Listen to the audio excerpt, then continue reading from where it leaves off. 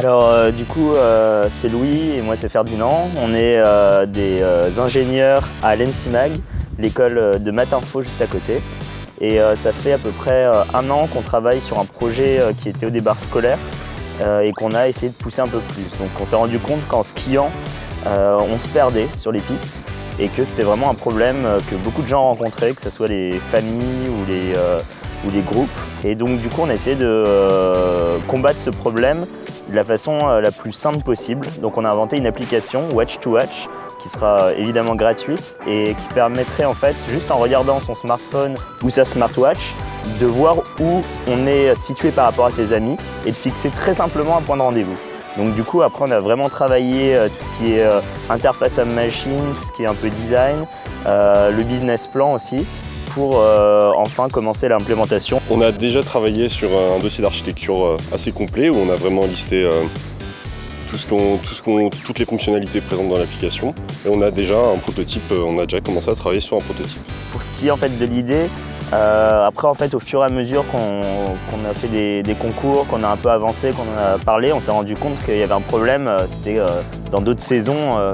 Quand il n'y a plus de neige, l'application n'a pas forcément d'intérêt. En fait, on s'est rendu compte qu'au départ, on s'était focalisé sur notre consigne un peu de scolaire, de se focaliser sur le ski et les sports d'hiver, mais qu'en fait, l'application pouvait être adaptée à vraiment beaucoup d'autres sports, que ce soit la randonnée, le paintball, enfin, dans beaucoup d'autres contextes. Et même, on peut même pousser plus loin, même un festival, ça arrive de pouvoir se perdre et ça peut être toujours agréable de savoir où sont ses amis, sans tous les appeler, sans tous essayer de fixer un point de rendez-vous et s'engueuler parce qu'il y a quiproquo.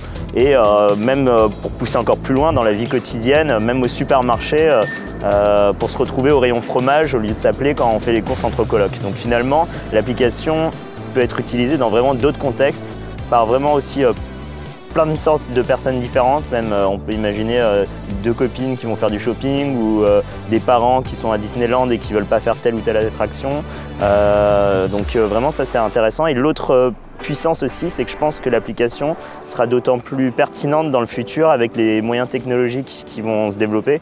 Donc par exemple la 4G qui passerait en 5G, donc là il y aurait vraiment du réseau partout. Ça permettrait justement que ça soit vraiment actualisé en temps réel, avec des cartes de Google Maps qui soient beaucoup plus précises encore qu'elles le sont aujourd'hui.